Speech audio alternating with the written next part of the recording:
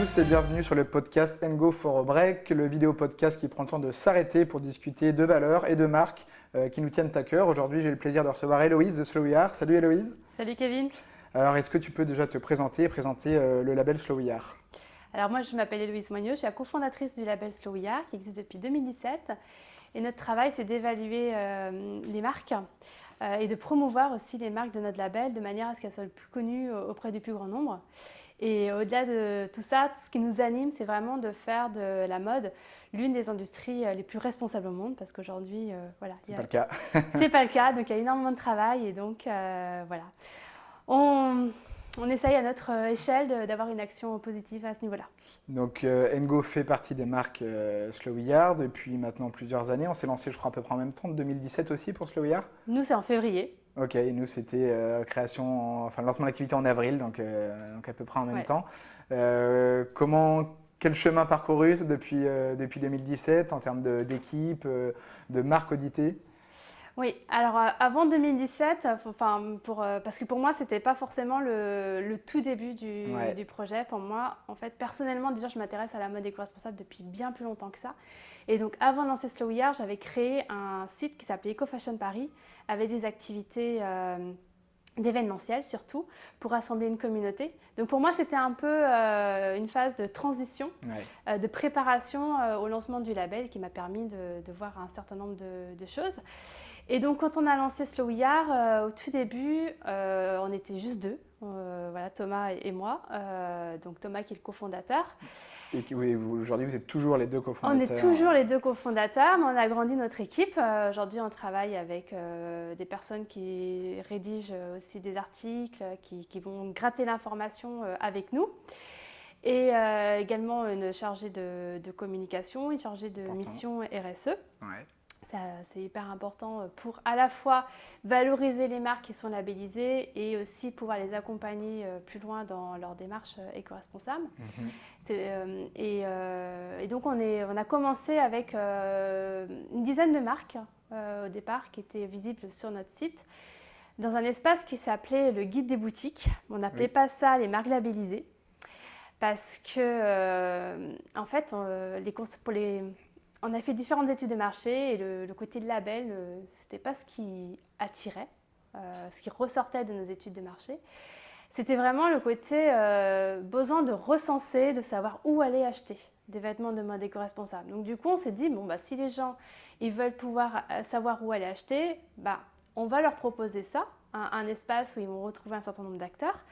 Mais rapidement, on s'est retrouvés, et c'était déjà avant le lancement, on s'est retrouvés face à cette problématique. Mais en fait, comment recommander des endroits où acheter si on ne sait pas si ces endroits ou ces marques sont réellement éco-responsables?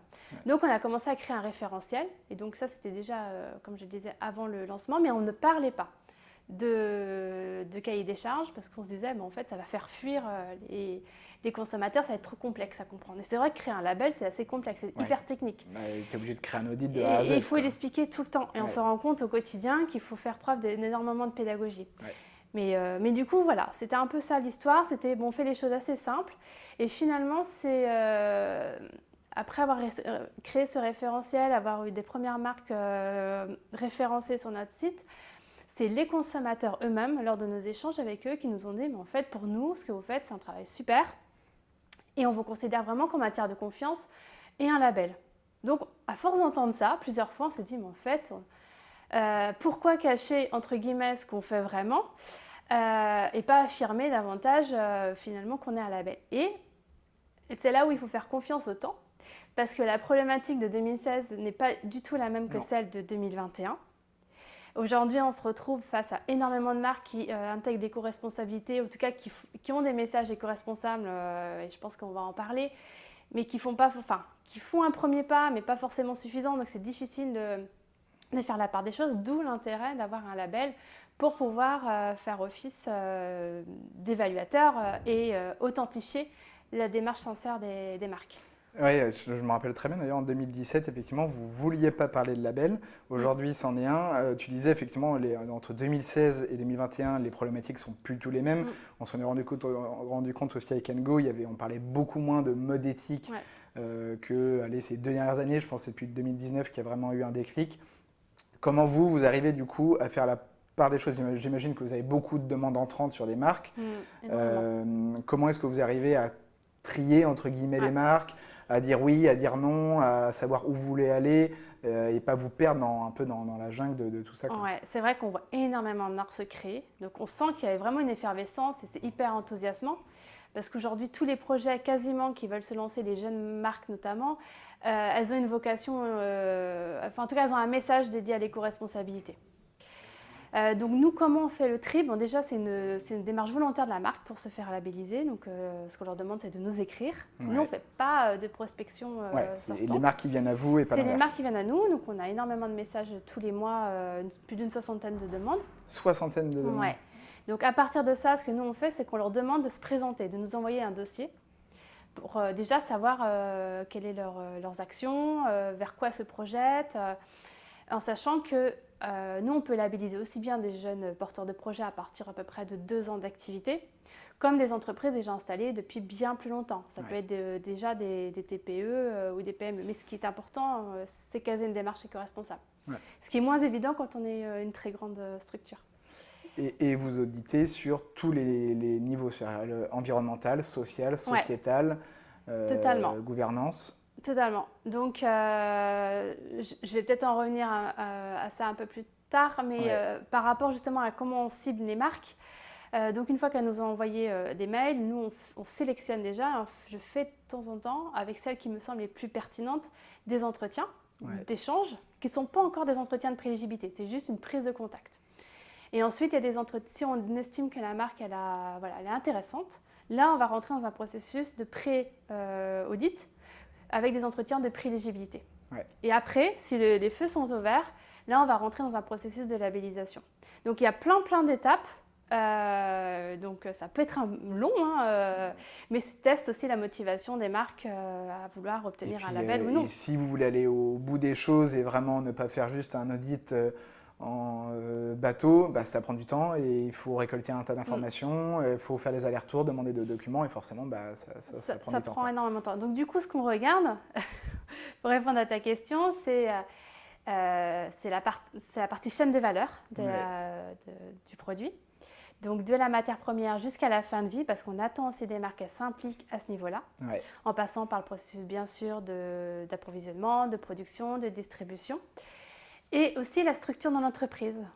Parce que pour nous, c'est ça qui va faire la différence avec une marque qui va lancer un pseudo-produit éco-responsable d'une structure qui s'engage réellement dans sa vie d'entreprise vers une mode éco-responsable. Donc, à ce niveau-là, on va regarder aussi sa gouvernance, ses engagements éco-responsables, sa mission d'entreprise, c'est-à-dire pourquoi c'est créé, sa culture d'entreprise, comment elle place par exemple la mixité au cœur de ces problématiques, et également ses pratiques RSE.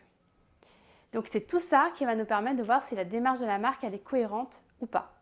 Il y a un audit qui a évidemment évolué au fil des années, qui s'est étoffé. Oui, il s'est étoffé. Donc au départ, on avait une centaine de questions. Aujourd'hui, on a 350 questions. Et le but aussi de cet audit, c'est de pouvoir aider les marques à structurer les informations, à aller plus loin, à les inspirer. Et on va dire notre rêve, quelque part, c'est de faire en sorte que ces marques qui sont labellisées puissent aller d'une année sur l'autre encore plus loin dans leur démarche. Donc c'est pour ça que la partie que je vais appeler amélioration continue est importante. Et du coup, on compare d'une année sur l'autre qu'est-ce qui va... où en était la marque à l'instant T et est-ce que ces axes de travail ont été réalisés sur l'année suivante? Si ce n'est pas le cas, pourquoi? Et essayer de comprendre. Donc il y a une démarche extrêmement qualitative dans ce qu'on fait. Donc ce n'est pas juste on coche des cases oui, non. On va essayer de comprendre, d'aller plus loin parce qu'il y a des choses qui sont réalisables, il y a des choses qui le sont moins. Ça peut être des problématiques techniques, ça peut être plein de choses. Et donc, c'est important de pouvoir aussi accompagner les marques en leur disant, voilà, aujourd'hui, tu n'as peut-être pas réussi à faire ça, mais moi, je connais quelqu'un qui travaille sur le sujet, donc peut-être qu'en le contactant, tu vas réussir à avancer sur... De les accompagner au cas par cas, donc vous les auditez. Sur le site Slovia, on retrouve tout un tas de marques. Donc ceux qui recherchent des marques, il y a un certain gage de fiabilité envers ces différentes marques. vous les accompagnez pour aller encore plus loin sur l'amélioration continue, mais vous les accompagnez aussi pour grandir en les aidant sur des questions de communication, de marketing, de commercialisation. Oui, parce qu'en fait, voilà, ça revient un peu à l'origine du projet, c'est qu'en 2016-2017, une des problématiques, c'était le manque de visibilité. Les consommateurs ne savaient pas où aller acheter des vêtements de mode éco-responsable. Et c'est encore un peu le cas aujourd'hui. Et c'est toujours le cas.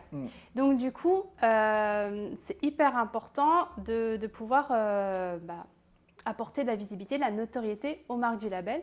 Donc c'est pour ça que sur notre site, on a une page, comme tu dis, qui est vraiment dédiée à chacune des marques du label. On retrouve les engagements que nous, on a validés à travers notre audit, mais aussi ce qu'on appelle l'histoire de la marque, avec voilà, le profil un peu des fondateurs, les engagements, comme je le disais, mais avec plus le côté histoire, comment la marque s'est créée, et donner aussi quelques explications sur finalement l'univers de marque. Ouais. Essayer d'inspirer aussi, donner envie finalement à nos lecteurs d'aller voir plus loin, d'aller cliquer sur le site de la marque pour finalement se faire son propre avis. Parce que nous, on n'est aussi pas là pour dire ce qui est bien, ce qui n'est pas bien, etc. Chacun a ses sensibilités, nous on les respecte totalement. Et l'idée, c'est de dire, voilà, nous on a ces informations-là, on les partage avec vous, allez voir, vous aimerez, vous n'aimerez pas, mais au moins vous aurez l'information et puis vous en ferez ce que vous voulez. Il y a aujourd'hui, quand on parle de mode éthique au sens large, finalement, ce qui est au cœur, c'est la transparence, mais après, il y a différentes valeurs. D'autres vont être sur du Made in France, d'autres sur du commerce équitable, sur des produits véganes. Ça, c'est propre à chacun. Vous auditez tout ça. Après, c'est à la personne de faire son propre avis sur tout ça, mais vous, il n'y a pas de jugement de valeur, quoi. Il y a 45 engagements. Ouais. Donc, les marques sont challengées sur 45, dont les engagements que tu viens de citer, mais ce ne sont pas les seuls. Sur ces 45 engagements, donc ça représente à peu près 12 familles, en regroupant ça par thématique. Et ensuite, on a des prérequis en fait. Donc la transparence en fait partie, mais ce que nous on va regarder pour chacune des marques, c'est notamment dans quelles conditions les fournisseurs travaillent, dans quelles sont les matières utilisées, dans quelle mesure la marque valorise les savoir-faire, lutte contre la non-appropriation culturelle. Ouais. Donc au total, il y a 7 prérequis. Et ça, ce sont des prérequis qui sont obligatoires. Et après, il y a ce que tu dis, par exemple, le Made in France, on ne va pas forcément attendre d'une marque qu'elle soit absolument sur du local en France. Elle peut très bien travailler en circuit court, mais avec finalement d'autres modes de fonctionnement et ailleurs dans le monde. Okay. Comme le fait Ngo Shoes, par exemple. Bien sûr, on part des artisans, on est parti à l'époque des artisans qui étaient au Vietnam, et on a décidé de tout faire là-bas avec la présence de Ronan là-bas, et du coup on a un circuit court, mais effectivement au Vietnam, avec après un acheminement par bateau. Justement, pour aller plus loin dans la mode éthique, alors il y a le point de vue marque, qu'est-ce que peuvent faire les marques pour aller plus loin, et il y a le point de vue aussi consommateur. Si on commence par le côté consommateur, qu'est-ce qu'il attend ? Comment on peut faire pour amener la mode éthique davantage dans leurs habitudes de réflexion et de consommation? Ouais, c'est une vraie question. C'est pour ça que ça prend 2 temps. On va traiter les deux. Il y a énormément de choses qu'on peut faire à notre échelle sans que ce soit trop prenant et que ça change trop nos habitudes. Parce que c'est ça aussi, je pense qu'on peut avoir peur quand on est consommateur, c'est se dire, oh là là, en fait, moi, j'ai pas forcément envie d'acheter, j'ai pas forcément, quelque chose. Et j'ai envie de dire tant mieux parce que il y a peut-être des choses qu'on peut faire avant d'acheter un nouveau produit. Ouais. C'est déjà d'utiliser ce qu'on a chez soi, faire un tri dressing, pourquoi pas, parce que voilà, on sait qu'on ne porte que 30% des vêtements de notre garde-robe, donc ça veut dire que les 70% autres, qui ne sont jamais portés, ils ont peut-être un potentiel. Ouais. Donc autant les redécouvrir. Et ça peut permettre à la fois de se faire un peu un bilan de pourquoi j'ai acheté cette pièce à tel moment. Est-ce que j'ai peut-être un problème d'influence avec, je ne sais pas, la communication.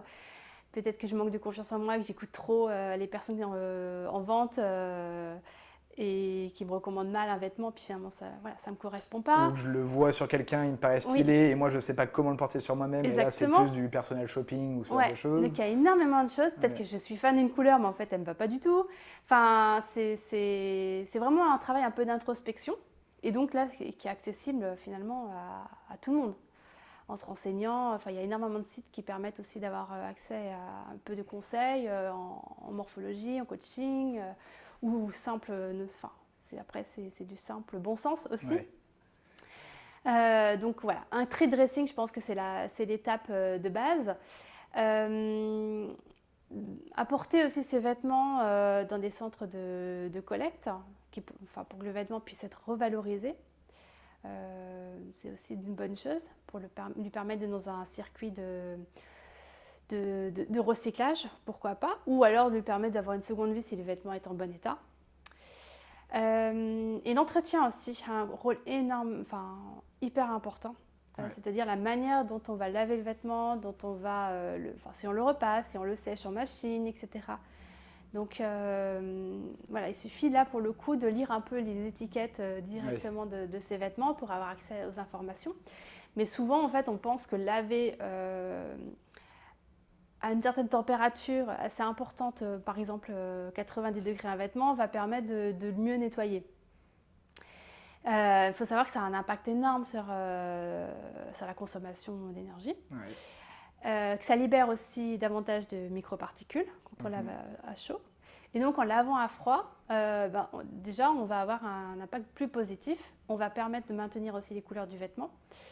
Et puis de réduire la facture d'énergie aussi accessoirement. Et ça lave pour autant. Et ça lave aussi le bien parce qu'on est, pour beaucoup d'entre nous, dans des métiers où on n'a pas, on se salit pas énormément. Sauf un taché de peinture, en soi, voilà. Un t-shirt qu'on a porté la journée. Je dirais pas la même chose pour mon père qui est agriculteur, mais, mais voilà, c'est... Pour un vêtement qui n'est pas sale, ça le fait. Ouais. Et sur, il y a deux choses, je trouve, qui reviennent souvent. Ça va être la mode éthique, c'est bien, mais c'est cher, j'ai pas le pouvoir d'achat. Ça, c'est quelque chose qu'on entend régulièrement. Ou c'est bien, mais où est-ce que je trouve les marques, où est-ce que je trouve les boutiques? Même si aujourd'hui c'est moins le cas, parce qu'on l'a dit, il y a beaucoup plus de marques qui communiquent et qu'on retrouve un peu partout. Sur ces deux réflexions, qu'est-ce que toi tu peux leur répondre? En fait, moi je me suis rendu compte qu'il y avait des points de blocage chez les consommateurs qui étaient complètement inconscients. En discutant avec eux, c'est le fruit vraiment d'une réflexion de plusieurs années. En fait, j'ai rencontré des personnes qui pourraient acheter de la mode éco-responsable, mais qui ne se l'autorisent pas. Ouais. Parce que ça ne fait pas partie de leurs habitudes d'acheter une chaussure, par exemple, à 100 euros. Alors qu'ils peuvent peut-être mettre 1500 dans un iPhone. Exactement. Exactement. Donc là, il y a un décalage entre la perception, entre ce que je dis, ce qu'on s'autorise pas, ou parce que ça ne fait pas partie des habitudes de la famille, quelque part, de dépenser de l'argent pour de la mode, pour du vêtement. Et là, alors qu'ils pourraient acheter quelque chose, comme tu dis, d'un peu plus cher, même si c'est une grande marque. Ouais. Donc là, on se dit, mais en fait, l'argument du prix, il est complètement à déconstruire à ce niveau-là. Et c'est vraiment le travail, pour le coup, de communication, de changement de mentalité. Donc là, on est plus sur un travail de sensibilisation sur vraiment ce que ça impacte derrière pour justifier de changer son habitude et de dire, le t-shirt que tu as eu l'habitude d'acheter à 10 euros, voici ce que ça induit, donc pour le motiver à acheter le t-shirt qui est peut-être à 50 euros, mais qui n'est pas fait de la même manière. Et ensuite, il y a aussi des personnes qui achètent chez des grandes marques, plutôt premium, des vêtements qui sont dans des qualités moindres que celles de la mode éco-responsable. Donc ils peuvent mettre le prix, finalement, dans un vêtement. Pourquoi ne pas le mettre dans de la mode éco-responsable? Donc il y a aussi un basculement à faire à ce niveau-là.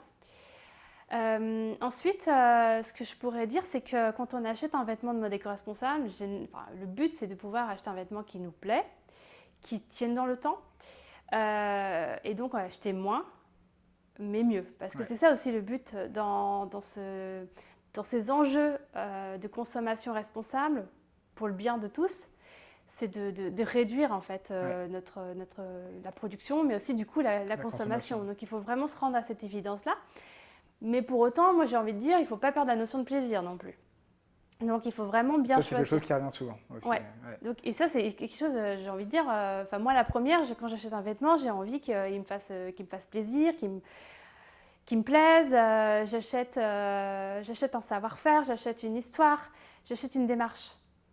Et un vêtement qui va me plaire, mais dans le temps aussi. Et en fait, donc en faisant ça, de fait, tu achètes moins de vêtements, mais qui vont te durer plus longtemps. Donc, quelque part, ton équation budgétaire, si tu ramènes le prix d'acquisition à l'usage, il va être lissé dans le temps. Ok. Donc tu vas faire une économie en fait. Et c'est ça qu'il faut essayer de C'est ça qu'il faut sensibiliser essayer aux gens. d'expliquer. Et sur cette sensibilisation, justement, les marques ont aussi un parti pris, c'est-à-dire que c'est aussi aux marques, ce que nous, on essaie de faire à travers notre blog, etc., de sensibiliser les gens sur la mode éthique de manière générale. Selon toi, quel est l'enjeu des marques aujourd'hui pour justement amener vers le haut la mode éthique, faire que ça devienne une norme demain, avec toutes les logiques de greenwashing derrière qui sont aussi un risque? Produire mieux. Ouais. Ça, c'est la première chose, évidemment, c'est d'essayer d'avoir une meilleure traçabilité. Ça, c'est un enjeu énorme parce que, voilà, aujourd'hui, on se rend compte que toutes les marques veulent aller vers l'éco-responsabilité parce que c'est une demande du consommateur. Mais il y a un chantier qui est énorme parce qu'elles n'ont pas connaissance elles n'ont pas connaissance de l'ensemble de leur chaîne de valeur. Ouais.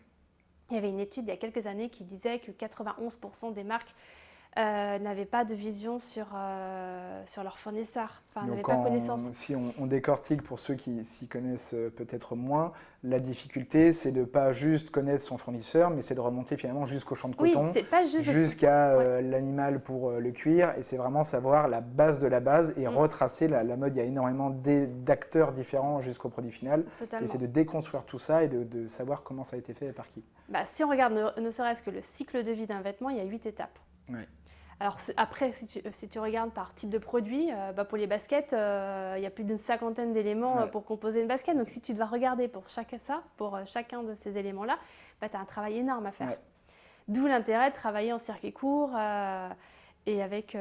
Et d'avoir, il y avait le circuit court et on s'est rendu compte aussi d'avoir constamment quelqu'un sur place. Oui. Ce qui fait que depuis que Ronan, mon associé, n'est plus au Vietnam, on a recruté Roméo en contrat expat là-bas parce que c'est ce qui fait le lien au quotidien avec les fournisseurs, qu'on peut aller au bout des choses, creuser et essayer de déconstruire petit à petit la chaîne de valeur. Et tu l'as dit, c'est un travail hyper complexe. C'est un travail complexe, effectivement. Donc il y a cette partie-là, production. Il y a aussi la partie consommation, parce qu'on en parlait juste à l'instant.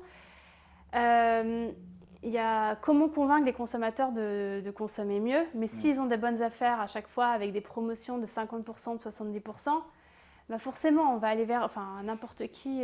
C'est dur de se restreindre et de se dire je ne vais pas profiter, je ne vais pas saisir la bonne affaire. Ça pousse à la surconsommation et surproduction. Et surtout que c'est dans nos habitudes maintenant, c'est vraiment devenu une culture, limite pour certains un jeu en fait. De chercher les promos. Ouais. Donc du coup, c'est hyper important aussi, je pense, d'être sur un prix juste toute l'année. Et c'est ce que nous, on a, tu vois, pour parler d'Engo, on a cette volonté de faire un prix juste toute l'année, sauf nos fins de série qu'on met en promo. Sinon, on n'a fait pas de solde, pas de promotion, et on se bat, entre guillemets, avec les autres sites, Galeries Lafayette, Sarenza, Le Redoute, etc., qui nous revendent pour que les prix soient les mêmes partout. Et on s'est rendu compte qu'il y a beaucoup de gens en période de solde, par exemple, qui tapaient sur Google Ngo Shoes solde, parce qu'ils sont à l'affût, comme tu dis, de promotions, etc. Et on avait même des messages en disant c'est dommage que vous ne fassiez pas de solde, moi je veux m'acheter une paire mais je n'ai pas le budget pour, et j'attendais ça. Donc on a dû l'expliquer, le justifier. Maintenant sur le site internet, il y a, alors je crois que ça s'appelle Code Promo Ngo Shoes, qui explique la démarche, pourquoi, etc. Et là encore, on est sur un travail de sensibiliser les gens, expliquer pourquoi. Et ce n'est pas toujours compris. Non, c'est sûr, ce n'est pas dans les habitudes, mais c'est bien, c'est vraiment courageux. Et évidemment, en tant que marque, on sort du système classique où évidemment les périodes de solde, normalement, c'est des périodes de pic où on sait bien que ça a été pensé à la base de surproduire pour du coup déstocker. Il y a moins de marge, mais il y a un pic de chiffre d'affaires, etc. Une marque, toutes les marques qui ne jouent pas ce jeu des soldes, c'est lisse. Nous, les périodes de soldes, il ne se passe rien. Peut-être même, c'est même néfaste parce que d'autres marques le font à notre place. C'est ça. Mais c'est le jeu, comme tu dis, de devoir s'engager pour ne pas pousser à la surconsommation, à la surproduction, parce qu'on a beau avoir toutes les valeurs du monde, quand on voit moins 50%, on a été habitué pendant des années à se dire « faut que je saisisse la bonne affaire ». Totalement. Donc, il y a une autre chose, alors les marques, on a dit depuis 2 ans, commencent à tous s'y mettre, même les plus grands acteurs. Du coup, ça soulève un autre problème qui est celui du greenwashing, déceler le vrai du faux. Et là, le consommateur, il y a 5 ans, disait on n'a pas d'infos. Aujourd'hui, ils en ont pas encore toutes, mais il commence à en avoir beaucoup. Mais par contre, maintenant, c'est déceler le vrai du faux. Comment on fait pour savoir ce qui est vrai, ce qui est faux et toi, quels sont tes conseils là-dessus pour le consommateur et comment on arrive à sortir de ce risque? Ouais, c'est vrai que c'est pas évident.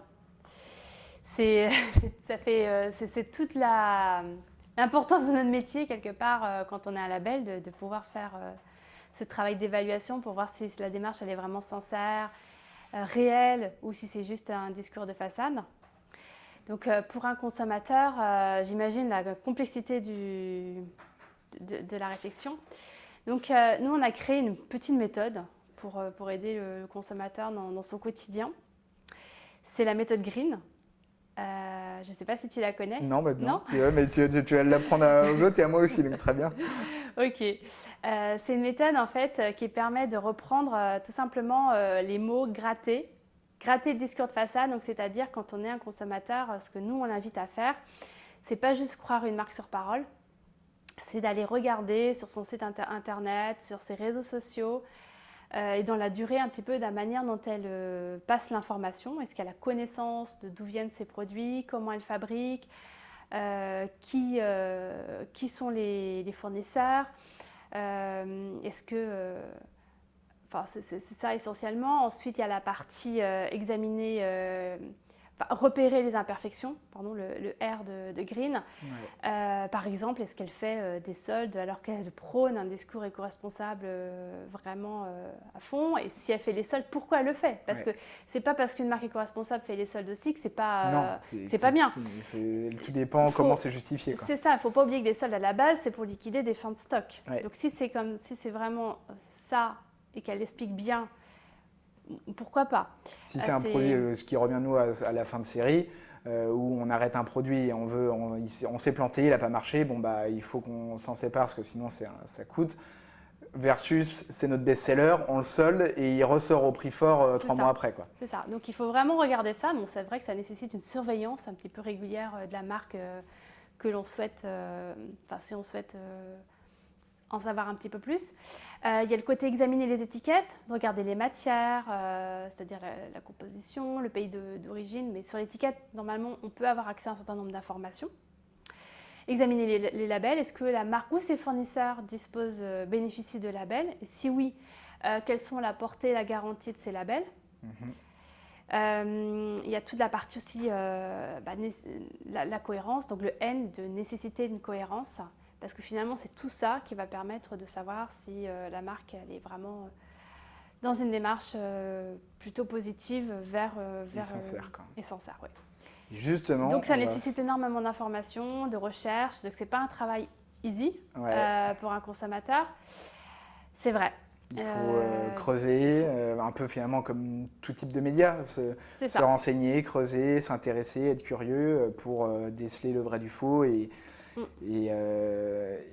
des fois aussi, c'est plus facile quand on est passionné par ces sujets-là que quand on ne l'est pas, c'est sûr. Et après, voilà, moi j'invite les personnes qui ont des questions à nous contacter. Parce vous consulter. On peut toujours donner, même si on ne les a pas forcément évalué ces marques, on peut donner un peu des choses une forme de retour sur ce qu'on pense, en tout cas de la marque. De conseiller, quoi.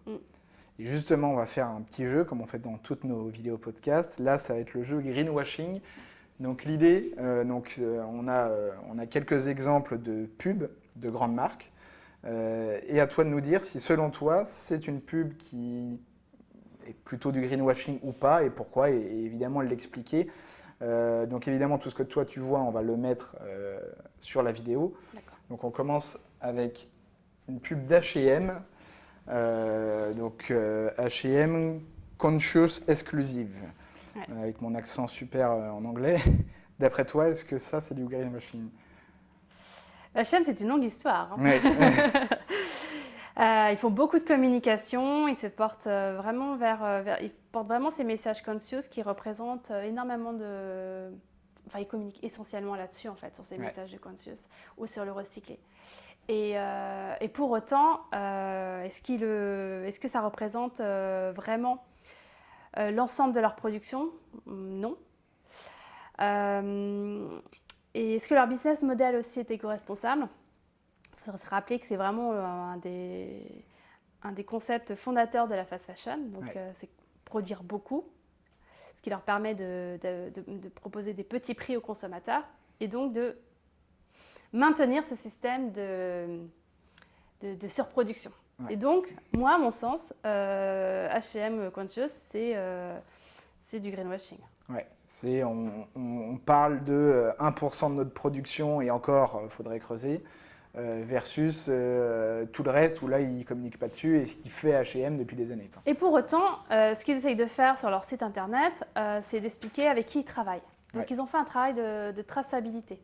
Ok. C'est assez important quand même, en sachant qu'ils partaient de loin. Ouais. Et ce que j'aimerais juste rappeler, c'est pas parce que une marque fait preuve de traçabilité qu'elle est éco-responsable. Et c'est pas parce qu'elle est transparente aussi qu'elle est éco-responsable. C'est un prérequis pour commencer. Une marque éco-responsable doit être transparente. Oui. Mais on peut être transparente et pas être éco-responsable. Oui. Tout dépend dans quelle mesure ce qu'on dit dans notre transparence. C'est ça. Et la transparence, c'est aussi, est-ce qu'on est juste transparent sur la construction d'un prix ou est-ce qu'on est transparent sur... il y a plein de... être transparent, c'est... Il faut choisir sa thématique. Soit on est transparent sur tout, soit on est transparent sur, comme je disais, le prix, sur avec qui on travaille, sur sa relation avec ses salariés. Enfin, il y a plein de manières différentes de l'être. Ouais. Donc transparent, voilà, il faut... Donc pour toi, H&M plutôt sur cette pub-là du greenwashing. La deuxième, c'est une marque que je porte en plus, alors on va voir ce qu'on en dit, et que j'adore, Patagonia, où là donc c'est une marque, c'est une pub pour une doudoune 100% recyclée. Selon toi, est-ce que c'est du greenwashing ou pas? Patagonia, c'est vraiment lancé avec une vision éco-responsable. Ils ont fait vraiment partie des premiers, des pionniers à refuser les sols, à lancer la réparation. Donc, ils ont des messages hyper inspirants. Aujourd'hui, c'est une entreprise qui est connue dans le monde entier. Ils ont quelques problématiques de fournisseurs. Enfin, ils se sont rendus compte qu'ils ne travaillaient pas forcément avec des fournisseurs qui étaient hyper transparents. Donc là, d'un point de vue plus social et sociétal. Oui, d'un point de vue plus social, effectivement. Ceci dit, pour moi, c'est une entreprise qui reste... pour moi, elle est assez éco-responsable. Elle fait face à des problématiques de marque quand on est en croissance. Ce que j'apprécie, moi, c'est qu'ils mettent des leviers Déjà, ils prennent... comment dire ça, ils prennent leurs responsabilités, ils expliquent qu'ils n'ont parfois pas su certaines choses, etc., pour avancer. Donc, ils sont dans un axe d'amélioration et de transparence, et je trouve ça assez courageux. Ok. Et on va terminer avec un dernier exemple, Adidas. Et donc leur Stan Smith recyclé, ils ont décidé leur fameux Stan Smith de la passer maintenant que sur du recyclé, et ils disent 100% iconique, 50% recyclé, et c'est une pub d'ailleurs qui a été retoquée par, je ne sais plus le nom de l'institution, de la concurrence ou de la mauvaise pub. Selon toi, est-ce que ça c'est du greenwashing? Pour moi, ça en est. Pour la simple et bonne raison que déjà ça ne concerne qu'un seul produit de chez Adidas. Donc du coup c'est pas une démarche éco-responsable sur l'ensemble de la marque. En plus, quand on regarde plus en détail les composants et la façon dont ça a été fabriqué, on ne parle essentiellement que du message écologique, mais on n'a pas d'informations sur la partie sociale. Et pour moi, l'un ne va pas sans l'autre. Je pourrais dire pareil pour H&M d'ailleurs. Oui. Et d'autres. Et ensuite, quand on regarde vraiment le type de matériaux, ils disent que 50% de matériaux sont recyclés. Mais c'est vraiment sur la partie tige. Donc, c'est que sur une partie de la chaussure. Mais si on ramène ça vraiment à la chaussure totale, ça représente que 10% de la chaussure, à peu près, qui est dans cette matière-là. Donc, on nous fait croire qu'un modèle est 50% recyclé, donc, mais c'est finalement qu'une infime partie de la chaussure qu'il est. Oui. Donc là, il y a vraiment tromperie sur le produit, en fait. Parce qu'on rappelle, en gros, quand il y a des matières recyclées, déjà, c'est combien de composants dans la chaussure contiennent des matières recyclées, et ensuite sur chaque composant, combien sont réellement matières recyclées. On pourrait dire que la semelle est recyclée, alors qu'en définitive, elle n'a que 10% de matières recyclées dedans. C'est ça. Et donc c'est là encore de la transparence à avoir pour sensibiliser sur la réalité du recyclage. C'est la transparence et ils sont assez doués, ces marques, pour jouer avec les mots et perdre avec des chiffres. Parce que du coup, c'est facile de mettre un 50% à 100%. Enfin, ça fait beau. Ils savent que peu de personnes vont creuser. Vont creuser, oui, effectivement. Et puis, c'est facile aussi pour un consommateur qui adore Adidas de se dire « Ah bah oui, ils se mettent à la mode éco-responsable quelque part, ils font un truc bien, j'ai envie d'encourager. » Puis moi, ça ne me change pas finalement mon habitude du quotidien. Ça rassure. Donc, voilà. Donc, ils jouent beaucoup là aussi là-dessus. Ok, eh bien, merci de t'être prêté à ce jeu-là. Du coup, ça fait une bonne transition avec une actualité très forte en ce moment de Slow We Are, qui est la sortie de votre livre que tu as amené ici, La face cachée des étiquettes. Est-ce que tu peux nous en parler? Il vient de sortir il n'y a pas longtemps. Là. Oui, il vient de sortir. La face cachée des étiquettes, en fait, c'est le fruit d'un an et demi de travail. Et on a décidé d'en faire… à la base, on devait en fait mettre à jour un livre blanc sur notre site internet, qui était librement téléchargeable pour nos lecteurs. Ouais. Et en faisant l'exercice, on s'est dit, mais en fait, il faut vraiment parler de tel et tel sujet. On n'a pas réussi à se restreindre à 30 pages. Donc on est allé jusqu'à 200 pages. Il fait 200 pages là. Il en fait 140. 140. On a un peu réduit. Tous les sujets. Voilà. L'idée, c'était vraiment de balayer tous les sujets de la construction d'un vêtement, parce que peu de gens finalement savent par quelles étapes passent, comment on fabrique un pull, un t-shirt, une chaussure, etc. Donc on explique un peu le cycle de vie qui est pour nous le b.a.-ba à connaître, pour comprendre aussi l'impact non seulement de l'industrie textile, mais aussi nous, consommateurs, dans notre consommation, qu'est-ce qu'on peut faire. On explique aussi quelles sont les matières. Il y a 4 familles de matières, donc on explique vraiment pour chacune d'entre elles leur impact écologique, leur histoire, leur processus de transformation. Il y a des petits pictogrammes aussi qui permettent de se repérer. Ouais. Et pour l'avoir, alors je ne l'ai pas encore lu, et pour l'avoir feuilleté, il a l'air d'être très intuitif. Avec des schémas. C'est les retours qu'on a. Ouais. C'est les retours et qu'on c'est a. important. C'est important de dire. Peut-être tu peux juste montrer comme ça. Après, on pourra le mettre aussi en lien.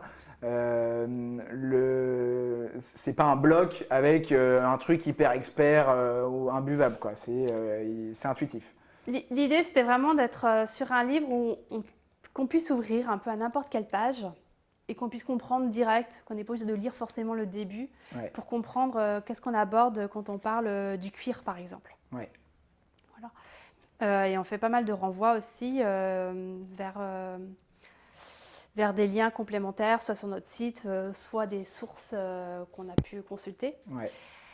Là, vous balayez tous les sujets et après, ceux qui veulent en savoir plus sur telle et telle thématique, ils peuvent après retrouver davantage d'informations précises. Oui, parce que du coup, on les met tous en lien à la fin. Et pour l'édition numérique, tous les liens sont cliquables aussi. Ok.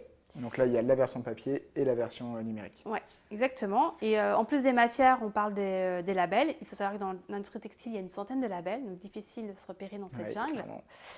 Et en tant que label, on avait vraiment cette envie de pouvoir parler d'autres labels qui sont aussi importants à connaître pour le consommateur, parce qu'il y a des labels pour les matières, il y a des labels pour le recyclage, pour l'économie circulaire, pour le commerce équitable, pour la transparence, comme ce que nous, on fait avec Slow We Are. Pour l'ensemble de l'entreprise comme Bicorp. Voilà, donc on en parle aussi, on parle du label Lucie. Voilà. Comme ça, le consommateur, il comprend vraiment la portée et le périmètre de chacun de ces labels. Okay. Et le consommateur peut le lire, le porteur de projet, des marques, c'est vraiment ouvert à tout le monde, quelque part. Et ensuite, on fait aussi un focus sur l'impact du vêtement sur la santé, parce que c'est vrai qu'on n'en parle pas suffisamment de ça. Et on parle aussi de tout ce qui est l'entretien. Okay. Parce que, voilà, comme je l'ai dit tout à l'heure, il y a un impact important. 50% de l'impact environnemental d'un vêtement, c'est la production, mais aussi l'entretien, l'usage. Et tu l'as dit, sur la santé, on en parle peu. Aujourd'hui, on en parle sur de la nourriture. On sait ce qui est bien, ce qui est mauvais pour la santé. un vêtement, quand on a un produit en plastique, hein, finalement 100% polyester qui va frotter toute la journée sur la peau, ça peut avoir des impacts au niveau des cancers par exemple. Il faut regarder surtout les teintures utilisées, les matières comme tu dis, mais en fait ce qu'on ne sait pas non plus, c'est qu'il y a l'impact direct par la personne qui porte le vêtement, et il y a l'impact indirect de tout ce qu'on peut libérer lors du lavage, par exemple dans les eaux. Oui, donc les microparticules dont on parlait tout à l'heure. Il y a cette partie-là, mais il y a aussi tous les produits polluants pour les teintures notamment, qu'on peut retrouver. Donc ça nous semble, nous consommateurs, assez loin, parce que les zones de production souvent sont en Asie. Donc on se dit qu'on n'est pas touché. Ouais. Mais en fait, si, il y a quand même, chez nous, quand on lave le vêtement, il y a quand même une répercussion. Donc il faut faire attention à ça. Et puis il y a tout ce qu'on peut libérer comme microfibres. Ouais. Microparticules, c'en est une, mais tous les vêtements libèrent des microfibres. Ouais. Donc, alors la bonne nouvelle, c'est qu'en 2025, toutes les machines à laver vont être équipées de filtres à microparticules. Donc okay. Ça c'est bien, mais ce seront que pour celles qui seront en vente en 2025. Donc toutes celles qui ont été achetées jusqu'à alors. Qui vont continuer de vivre. Elles ne les auront pas. Ce livre, et ça, on pourra conclure là-dessus, où est-ce qu'on le retrouve, que ce soit la version papier ou numérique, et à quel prix? Alors, le livre aujourd'hui, le plus simple, c'est d'aller sur notre site internet. Ouais, donc slowwear. Sur slowwear.com. On a une page vraiment dédiée et sur laquelle on fait évoluer les lieux où on peut trouver le livre. Ouais. Aujourd'hui, il est distribué sur le site de notre partenaire qui s'appelle DreamAct. Ouais. Mais on est aussi en train de travailler avec d'autres acteurs qui pourront le distribuer. Okay. Donc ça, c'est un travail... Donc là, vous allez aller voir les libraires, la FNAC, etc. pour qu'on le retrouve en format papier. Qui soit plus facilement accessible pour des personnes qui n'ont pas forcément... qui sont dans une démarche d'avoir envie de consommer mieux et qui se disent, de quoi ça parle, et peut-être que ça pourra les inspirer. Très bien, et c'est déjà un très beau succès puisque vous en avez déjà vendu la quasi-totalité, je crois, de ce que vous avez... Des premiers exemplaires. Donc là, on est en cours de réimpression. Okay. Donc on fait un tirage plus conséquent. On ne va pas le conseiller pour Noël parce que la vidéo sortira après Noël, mais pour un cadeau, et même pour soi-même, c'est hyper intéressant. Moi d'ailleurs, il faut que je me mette à le lire. Alors, je ne suis pas un très grand lecteur, mais je vais me forcer à le faire. Merci Héloïse d'être venue. Merci Kevin. C'était un plaisir d'échanger là-dessus. On espère que ça vous a plu et on peut retrouver, donc on l'a dit, slowwear.com et puis vos différents réseaux sociaux. Oui, on est présent partout, Instagram, Facebook, LinkedIn, Twitter. Voilà, ça marche. Et donc ce fameux livre, La face cachée des étiquettes. Merci Héloïse. Merci et à Kevin. bientôt. Salut, au revoir, ciao.